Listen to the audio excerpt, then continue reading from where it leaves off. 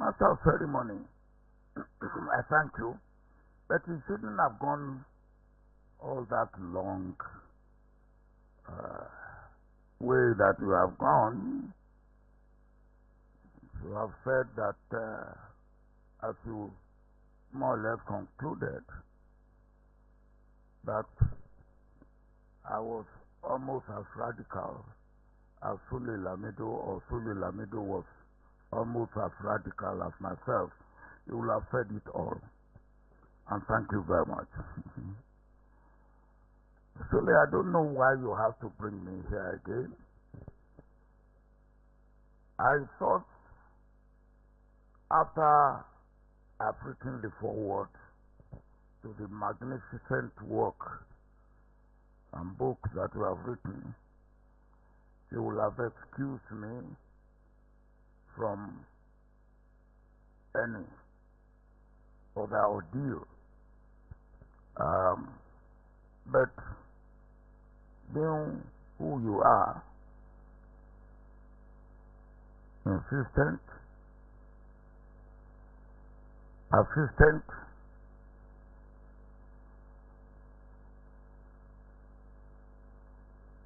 you brought me here, even though I had to cut short my event abroad, looking into the issue of the DRC, Democratic Republic of the Congo.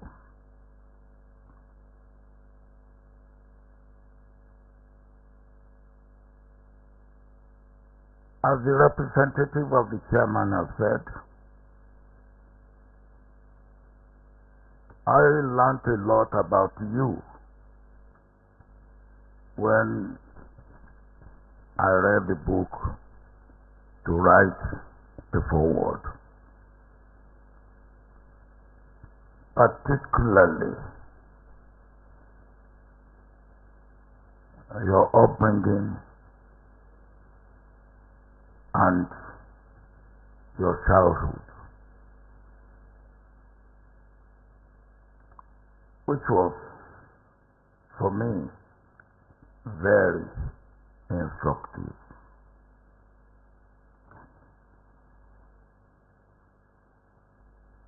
But I didn't know you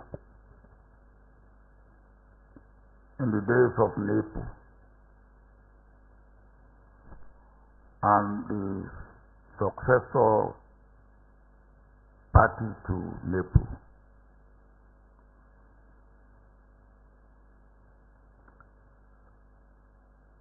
We came to know ourselves when we came to be in government together.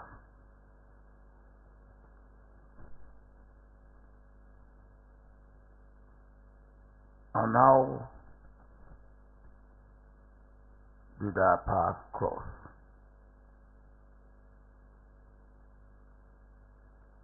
The chairman of our party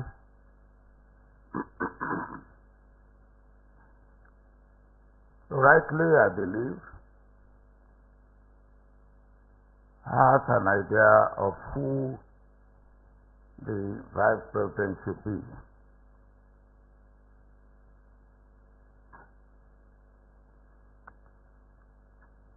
I also have an idea of who the vice president should be.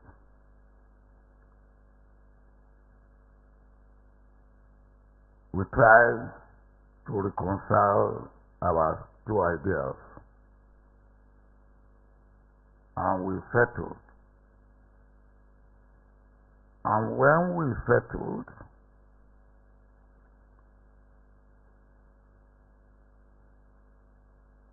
we decided that my candidate will be the vice president, and the chairman's candidate will be the foreign minister.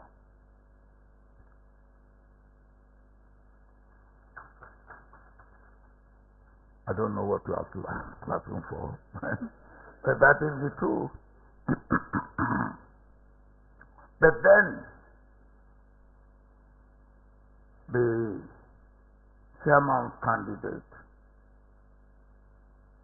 who will agree to be the foreign minister, declined.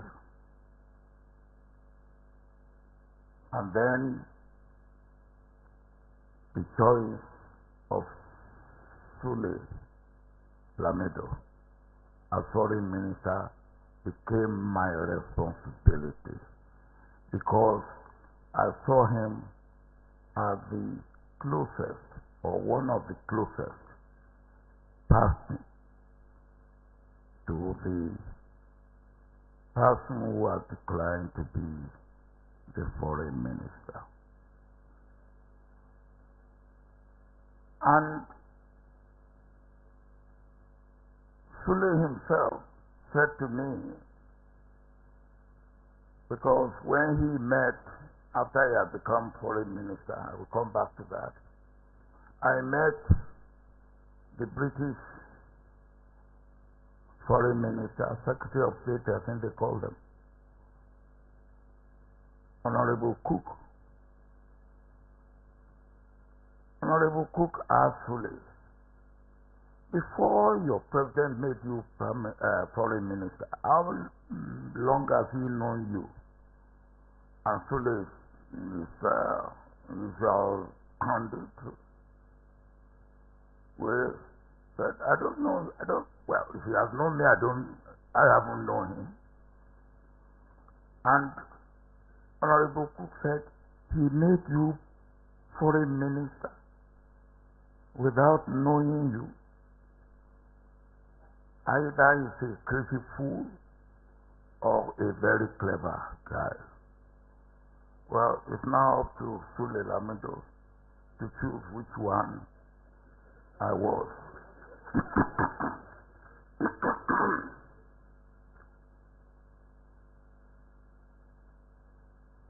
Sule Lamido has admirable character, and I admire him. When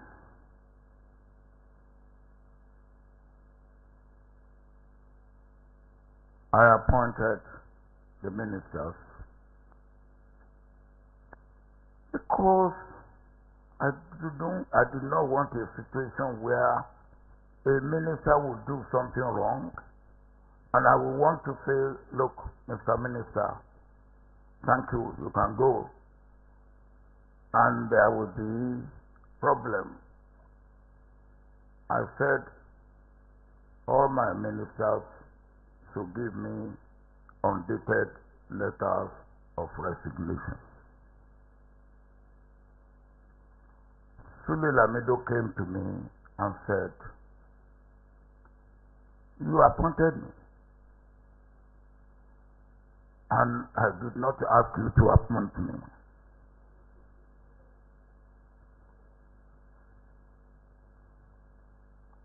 You think I will fall? You appointed me, and I didn't ask you to appoint me. But any day you find me unworthy of the assignment you have given me, give me 5 minutes, I will give you my letter of resignation. But please, excuse me from giving you undated letter of resignation. I acceded to his request, and of course, he didn't have to give me a letter of resignation, and I had no cause to ask him to give a letter of resignation. But I want to emphasize the difficulty or the difficult situations that we were. So we remember Nigeria had become a pariah state. So we had a lot to do both inside and outside. Of course, the inside has to be good for us to be able to have the right impact outside. But Sule Lamido was the agent of the outside. And anytime he went out, I wanted to know what the reaction was, what impact we were making, how we were changing or not changing the impression of the outsiders about Nigeria.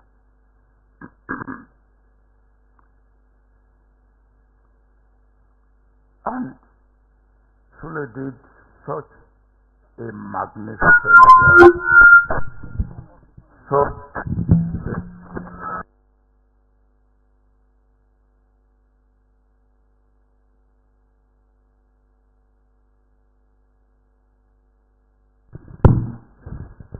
Such a magnificent job that within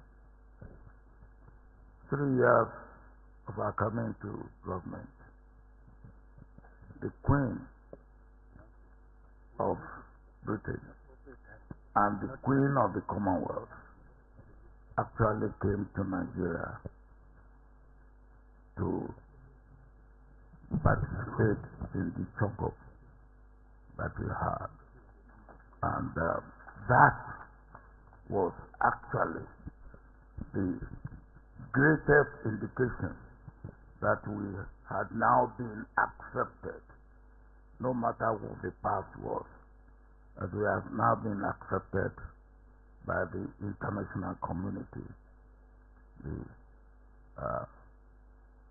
Africa, in the Commonwealth, in the United Nations, and everywhere. Sule, I thank you at that time, but on this occasion, again, I will thank you for the great job that you did. Well, Sule left, and I left later, and Sule became a governor. Again, Sule didn't allow me to rest. I had to visit. And I visited you more than one location. And on each occasion, you made me see what you were doing.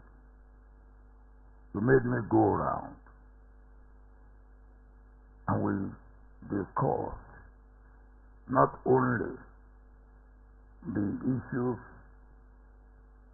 pertaining to your state alone, but the issues pertaining to Nigeria, and indeed to the job you had before, foreign affairs.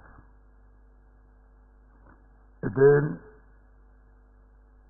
as a result of my regular visits to you, I could say without any shred of doubt that you performed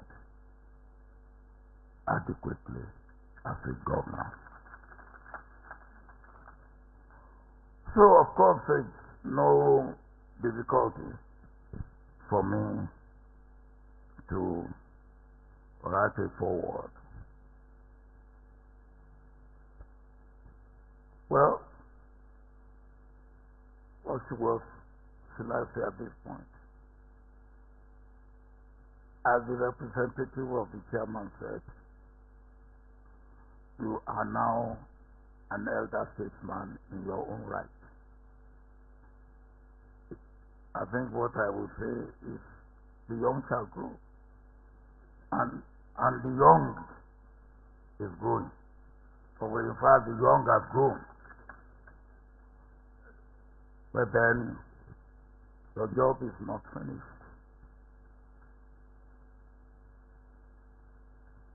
Because the Nigeria that you and I were working for, we haven't got there. And I believe it's the responsibility and the duty of all of us to make sure that we get the Nigeria of our dream. That lies the continuation of your work and the continuation of all the elders and all the former colleagues that are here. Our job is not finished until it is finished. Thank you.